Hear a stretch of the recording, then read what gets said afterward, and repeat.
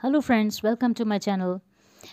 आज हम बात करेंगे ज़ियाउद्दीन बर्नी की उन दो बुक्स की जिनसे हमें दिल्ली सल्तनत की बहुत सारी जानकारी मिलती है, और वो बुक्स हैं तारीख़ फ़िरोज़ शाही और फतवाए जहांदारी। लेकिन उसके पहले थोड़ा सा बर्नी के बारे में बताऊंगी, जो बड़ा इंटरेस्टिंग इन्फॉर्मेशन है। जैसे बर्नी का जो जन्म है वो तब होता है जिस वक्त बलबन दिल्ली का शासक था, यानी कि 1285 या 86। ठीक है। हालांकि उसने अपनी जन्मतिथि कहीं पे भी नहीं लिखी है अपनी बुक्स के अंदर, लेकिन तारीख़ फ़िरोज़ शाही का जब वो एंड करता है तब वो ये लिखता है कि उस समय उसकी जो एज है वो 74 ईयर्स है, और जिस टाइम पे ये बुक लिखना पूरी हुई उस टाइम पे जो ईयर था वो था 1357। और ऐसा कहा जाता है कि चंगेज़ खां के अटैक और हलाकों के बगदाद को बर्बाद कर दिए जाने के बाद इस्लामिक वर्ल्ड के बहुत से ऐसे इंटेलेक्चुअल्स और एलीट क्लास के लोग जो काफ़ी परेशान थे वहाँ पे, वो आकर दिल्ली में बस गए, जिसकी वजह से दिल्ली एक इस्लामिक एजुकेशन सेंटर और मुस्लिम इंटेलेक्चुअल्स के लिए एक सेंटर बन चुका था। और बर्नी जो है उसका जो बचपन है वो इन्हीं सब लोगों के बीच में गुजरा, और यहीं पर उसने अपनी किताब तारीख़ फ़िरोज़ शाही को कंप्लीट किया 1357 में, जिसमें उसने बलबन के सुल्तान बनने से लेकर यानी कि 1265 से लेकर फ़िरोज़ शाह तुगलक के शासन के 6th रेगनल ईयर यानी कि उसके शासन के समय के 6ठे साल तक का उसने ब्यौरा उसमें दिया है। बर्नी जो है उसकी एक एम्बिशन थी कि वो वर्ल्ड हिस्ट्री लिखना चाहता था, लेकिन क्योंकि ये काम मिनहाज पहले ही कर चुका था इसलिए उसने अपने इस इरादे को बदला और सारा फोकस अपना सिर्फ दिल्ली के सुल्तानों पर कर दिया। और अपनी किताब में वो ये लिखता है कि जो कुछ भी मैंने लिखा है वो सच सच लिखा है और इस पर विश्वास किया जा सकता है, यानी कि वो आपको एक विश्वास दिलाने की, भरोसा दिलाने की कोशिश करता है कि जो कुछ भी मैं लिख रहा हूँ उसको माना जाए कि हाँ मैंने सच लिखा है। फिर आगे वो ये लिखता है कि अगर डर की वजह से अपने कॉन्टेम्प्रेरी राजा के विरुद्ध कुछ लिखना मेरे लिए अगर संभव नहीं है तो मैं अपने आप को बहुत मजबूर, बहुत विवश समझता हूँ, लेकिन जो पास्ट में सुल्तान हुए उनके बारे में एकदम मैं सच्ची बात ही लिखूँगा। और इस तरीके से बर्नी ने सभी के गुण दोष यानी कि सभी की क्वालिटीज़ और सभी के अंदर की जो ख़राबियाँ हैं उनको खुलकर लिखा है। और इसी वजह से सुल्तान जलालुद्दीन खिलजी की हत्या कराने के लिए जिन लोगों ने अलाउद्दीन को सपोर्ट किया उनकी वो बहुत ज़्यादा आलोचना यानी उनको बहुत ज़्यादा क्रिटिसाइज़ वो करता है। फिर वो ये लिखता है कि जब मैं बलबन के समय का इतिहास लिख रहा हूँ तो उस समय की जो भी कुछ जानकारी है वो मैंने अपने पूर्वजों से सुनी थी, क्योंकि वो उस समय में पैदा हुआ था, तो जाहिर सी बात है कि वो चीज़ें उसने नहीं देखी, उसका वो कॉन्टेम्प्रेरी उस तरीके से नहीं है कि वो आँखों देखा हाल लिख सके। तो जो उसके पूर्वज यानी कि उसके जो बड़े बुज़ुर्ग थे उनसे पूछ कर उसने वो सारी कहानियाँ लिखी हैं और इस बात को वो एक्सेप्ट भी कर रहा है। फिर मुइजुद्दीन कैकुबाद के टाइम की जो वो चीज़ें देता है उसके लिए उसका कहना ये है कि ये सारी घटनाएं उसने अपने पिता से और गुरुओं से सुनी थी, यानी यहाँ पे भी वो ईमानदारी से बता रहा है कि ये मैंने अपनी देखी हुई चीज़ें नहीं हैं, जो मेरे पेरेंट्स ने, जो मेरे गुरुओं ने बताया मैं वो लिख रहा हूँ। अब उसमें कितना सच कितना झूठ है वो उस चीज़ की जिम्मेदारी से ख़ुद को छुट्टी पा ली उसने। और जलालुद्दीन खिलजी से लेके फ़िरोज़ शाह तुगलक के समय तक का जो ब्यौरा वो देता है वो उसका अपने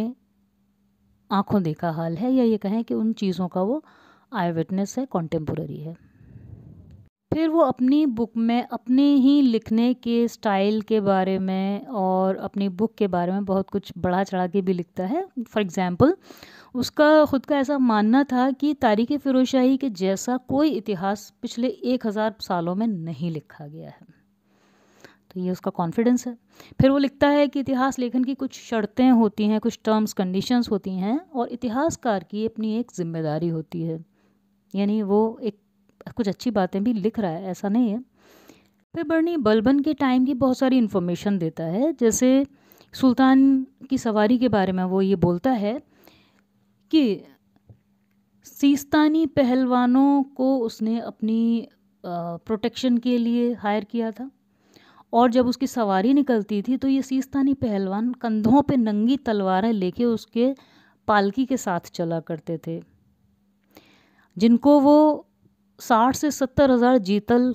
की तनख्वाहें उसने निश्चित की थी। फिर वो ये बताता है कि बलबन के दरबार आम में बहुत सारे ओहदेदार लोग रहते थे, यानी काफ़ी ऊंचे पद पर लोग थे, और अगर किसी दूसरे देश या राज्य के जब एम्बेसडर्स आते थे तो ये उनके लिए कंपलसरी होता था कि वो उसको खाकबोस, जिसको हम जनरली बुक्स में पायबोस करके पढ़ते हैं, उसको वो करना ज़रूरी होता था। और बलबन कहता था कि मैं अपने आप को अफरासियाब का वंशज कहलवाता हूँ, और अगर मैं अयोग्य और नीच वंश के लोगों को ऊंचे पद दे दूँ तो इस बात को खुद ही सिद्ध कर दूंगा कि मैं भी कम असल मुसलमान हूँ। तो ये सारी डिटेल वो बर्नी देता है। अब बर्नी खुद चूँकि एक उच्च परिवार में पैदा हुआ था और एक ऑर्थोडॉक्स सुन्नी मुस्लिम था, तो उसके लेखन में, यानी उसने जो कुछ भी लिखा है उसमें ये बात झलकती है। अब इंटरेस्टिंग बात ये है कि बर्नी जो है अपने राजनीतिक विचारों को, जिसमें कहीं ना कहीं एक रिलीजियस एलिमेंट भी जुड़ा हुआ है,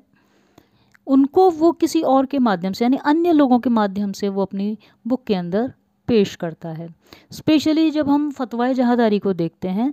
वहाँ पे उसके जो भी विचार हैं उसको उसने इस तरीके से पेश किया है कि वो महमूद ऑफ गज़नी के विचार हैं, तो महमूद ऑफ गज़नी के माध्यम से वो अपनी बात को कह रहा है। और उसने अपना एक अलग सा स्टाइल अडेप्ट किया है उस बुक के अंदर, जिसमें वो क्वेश्चन आंसर्स फॉर्म में अपनी बुक को लिखता है। जैसे राज्य कैसा होना चाहिए, एक स्टेट कैसा होना चाहिए,